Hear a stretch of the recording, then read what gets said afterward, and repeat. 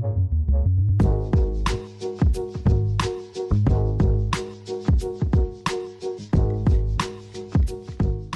you had the choice to be a skilled graffiti writer or a totally toy graffiti artist, I think all of us, every single one of us, would choose the former, right? It's just 100% more desirable to be an awesome graffiti writer who has a great tag, has a unique throwy that looks good and can burn walls all day. And that being said, there's, because of that, a lot of people out there who are wondering how to become better at graffiti, how to improve their graffiti, and how to learn graffiti. And whether you're one of those veteran graffiti writers with a huge ego that there seems to be far too many of in every graffiti video comment section, or a total newbie to the graffiti game, this video will tell you something about why some graffiti artists are better than others, or more specifically, what differentiates graffiti artists in skill level. And knowing those differences and knowing why, the why portion of graffiti artists being at different skill levels, will help me communicate in this video as well how to improve at graffiti. Today I'm going to tell you the 2 ways that people improve at graffiti. They're both super obvious, but what isn't obvious is the why behind both of those answers and why both of those things help you improve at graffiti.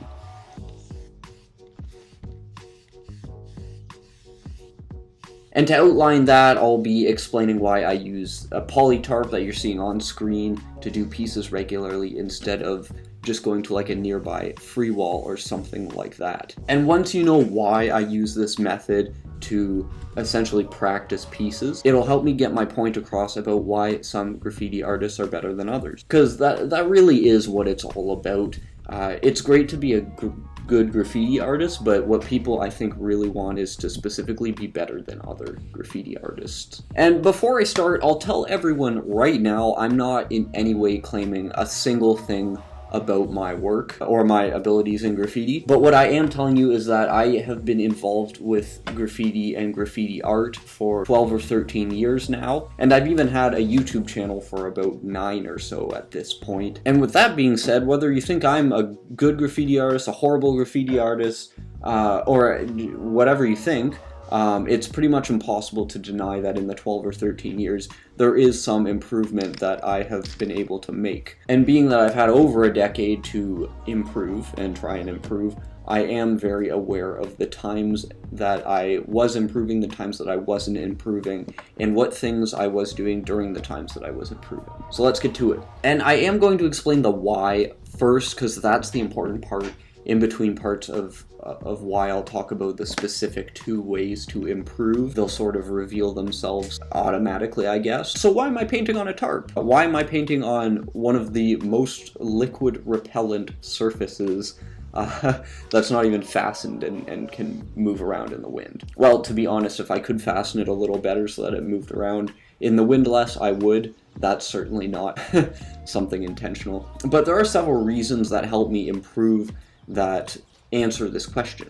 And the first one, and this really is the biggest one, that it's the most abstract concept, and I think once you just consider this concept and realize the truth behind it, you will understand a big portion of why some graffiti artists are better than others.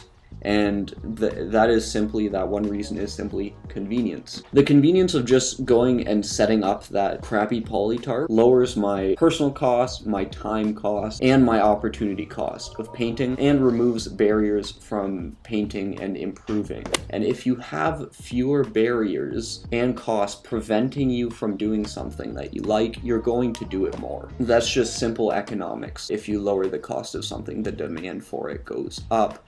It's no different with painting.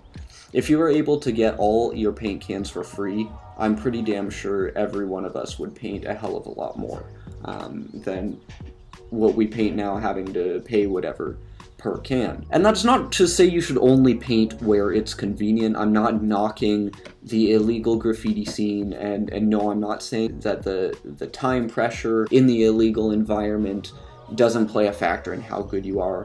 Blah blah blah, all that. Any kind of painting you're doing anywhere is good, and you have to bring that up because there's always some idiot in the comments who's more worried about acting hardcore and on the internet of all places than being involved with the video topic.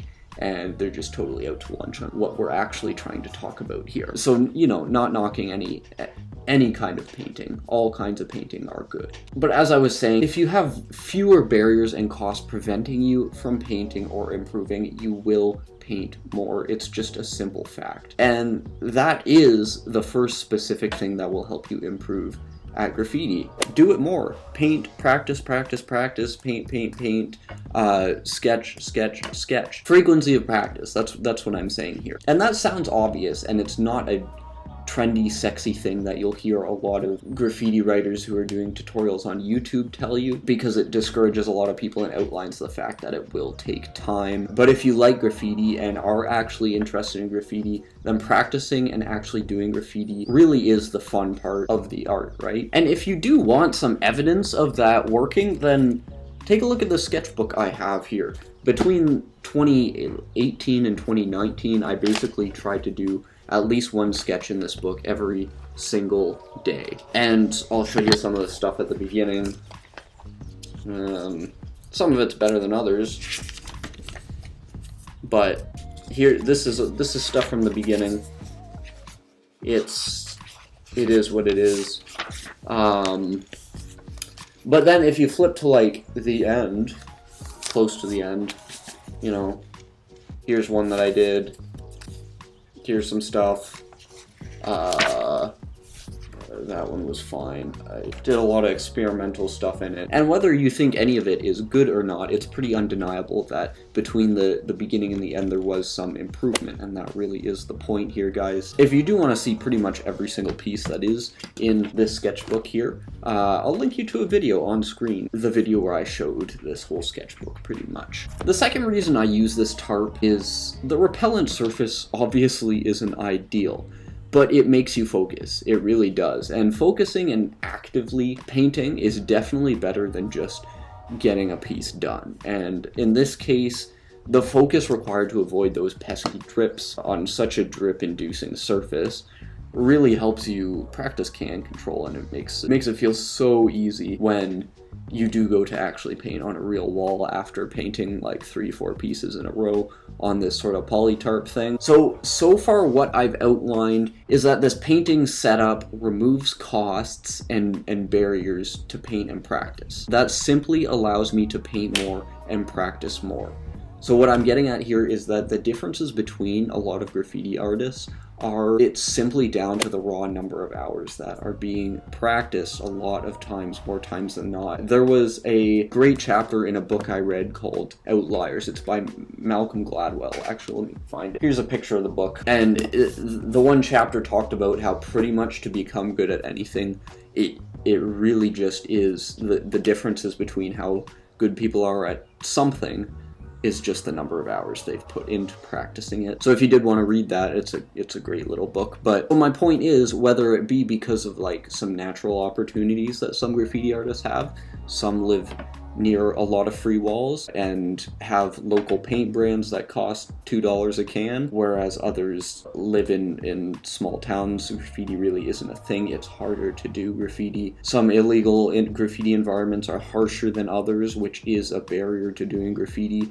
Whether you want to think of that or not, it's just the simple truth. So although a lot of the differences in the number of hours that graffiti artists are able to practice may come down to opportunities that just either exist or don't exist for them in their natural environment, finding ways to lower your own cost and your time cost and your opportunity cost can really help you to give yourself those opportunities to practice at lower cost to yourself. And the other thing that I've outlined so far is that the nature of this tarp forces me to actively paint rather than passively paint. The active status is important for learning, and if you can find a way to paint actively, you'll likely notice more about your painting and be able to make even small subconscious adjustments to your painting faster than you otherwise would. But the second obvious thing that I haven't talked about yet is simply learning artistic concepts. As far as that one goes, it's something you can learn online or in actual art classes, of course. you know, there's so many information sources these days everywhere. I've only done a few formal art classes, but even the basic concepts that I learned in those art classes were invaluable knowledge. And those concepts that I learned, if there is one thing that'll change your graffiti overnight and make you a better artist, it's just really understanding and having a handle on a good artistic concept. So I won't go too in depth with that second obvious one. It just sort of is there, and it's a lot more straightforward than the first one, or the why of specifically why practicing so much is a thing and how you can use that to your advantage. So this piece, or the pieces, I'm not sure if I'm showing 1 or 2 or 3 that you're seeing during this video, are just small pieces. None of them took more than like an hour or two, and they're mostly just me trying to empty out a few cans. I tried to show my process as much as possible in this video, but if you do want to see sort of each step of my process in like a 7-8 minute video, I'll put a video on screen now of one where I did do that. It is actually, in my opinion, one of my better videos, so I would highly recommend that. But if you guys have found some techniques or things that you do specifically that you find help improve your graffiti more quickly or anything like that, please put it in the comments, share it with everyone, and that'll all help us to learn and use all of our time more effectively. We've got over 320 graffiti related videos on the channel for you to check out, of various series reviews, freight train watching episodes, many other graffiti related things. I hope to see you in one of those videos very shortly. Until then, peace.